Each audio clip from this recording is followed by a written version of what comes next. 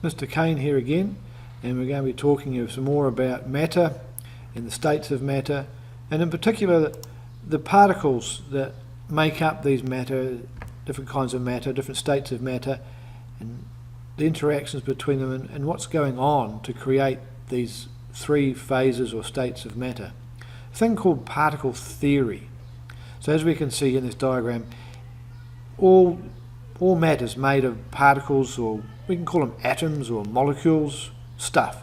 It's all made of little particles.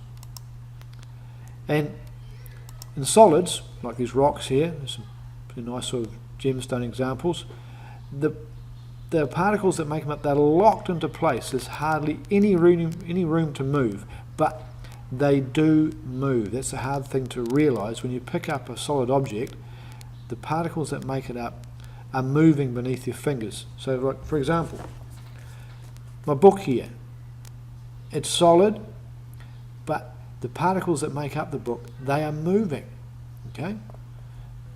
And we can feel that in our fingers, and I'll explain how we do that later on.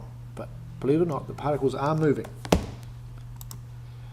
So we've seen the diagram before in some previous video clips, but there's a model of the particles in a solid.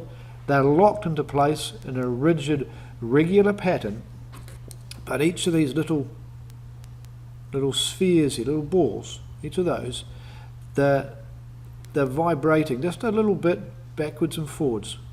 So they're moving backwards and forwards just a little bit. They're all vibrating next to each other. I liken it to like a crowd of people with all their arms interlinked. That would be like sort of a two-dimensional diagram, but if you've got all the people in a crowd linking their arms together, they become like a solid. They can still move a little bit on their place, but they're locked into their regular pattern. And even in the coldest of coldest temperatures, like the coldest temperature on the planet has been measured in Antarctica, minus 70-something degrees Celsius, regardless how cold we go, those molecules or atoms can still move about. Science theory tells us that we go colder and colder. We get to a point, we call it absolute zero, where it gets down to about minus 270 degrees Celsius, that they will stop moving. That's what the theory tells us. Practicality is we can't get there. We've tried, we simply can't. So absolute zero, can't reach it. So the particles are still moving. So, summarise all that. Solid, the particles are tightly packed. You can see a beaker full of stuff there. They're in a regular pattern, definite shape. They're stuck to each other in this pattern. They can vibrate in their place there. They can't flow. And there's a constant volume.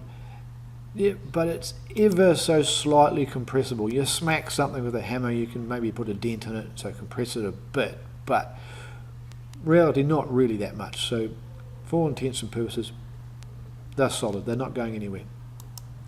So next talk about liquid.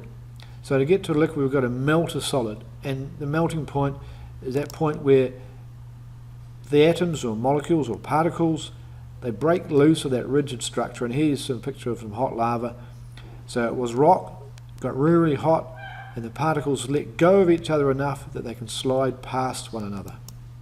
Okay, so here's this diagram of the particles in a liquid, and I liken it to my model of people before. They've let go of each other, they've unlinked their arms, but they're still standing quite close to each other. So all these particles, they're still touching each other, but they can slide past each other and move around, slide past each other. Like people in a big crowd, they can squeeze past each other. They're right next to each other, but they can move past each other. So to summarise that, there's my container of liquid. Okay, they're tightly packed. They take the shape of the container because they slide past each other and take the shape of the container they're in. So they can flow. Still got constant volume. And same as solid, it's very slightly compressible, but basically not. We use fluids in our hydraulic lifting rams, like on diggers and tip trucks and places like that, because it can flow, but it's not compressible, so we can transfer a force from one place to another. So, getting some more energy in, more heat, we get to what's called boiling point. And this is where my crowd of people start to break apart. They move away from each other. And the same with liquids become gases. Enough heat in there, the particles or atoms, molecules, they lose that connection and they just move off onto their own direction. So there's my model again.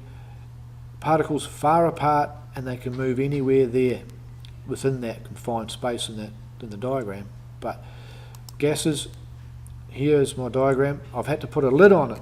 Put a lid on the beaker here to stop them from flying out, because otherwise the gas particles would escape. So they're spread out. They take the shape of whatever container they're in. They simply expand to do that. They're flying all over the place, lots of energy, because lots of heat's gone in to make a gas. They can flow all right, and they take the volume of whatever container they're in. So in a smaller container we can squeeze it down, bigger container they expand up, so they're very compressible. So let's summarise what we're all about particle theory. So everything's made of particles, so atoms, molecules, everything's made of stuff. They're always moving. Doesn't matter how cold it is, they're always moving. So if they've got lots of energy, lots of heat, they're in a gas phase, they're moving real fast and flying around the place. Liquid phase, not flying around the place, they're connected to each other but they're sliding past each other. And in a solid, they're locked together in a rigid shape but they're still vibrating in place. And temperature affects the speed of the particles. Hotter equals faster, colder, slower. So going back to my book example, holding it up here. Okay, I can feel with my fingers that it's solid, but my fingers are also feeling the temperature of this book. Okay, if it was hotter, fingers would detect that. The particles in the book are moving faster, and that's what temperature is a measure of, the energy in the particles in something. So put my energy into this, it gets hotter, my fingers can feel that. The particles are moving faster against my fingertips. Moves fast enough, we get a burn. That's those particles moving so fast they damage the skin. So that's particle theory. So there's the solid, liquid and gas. So now you can, hopefully can explain yourselves why in a solid the particles are all they're locked together over here, they're all locked together. And then we go to a liquid and they can sort of all move past each other. And in a gas, they're simply going all over the place, wherever they like. And now you can hopefully explain why. So, thank you for watching.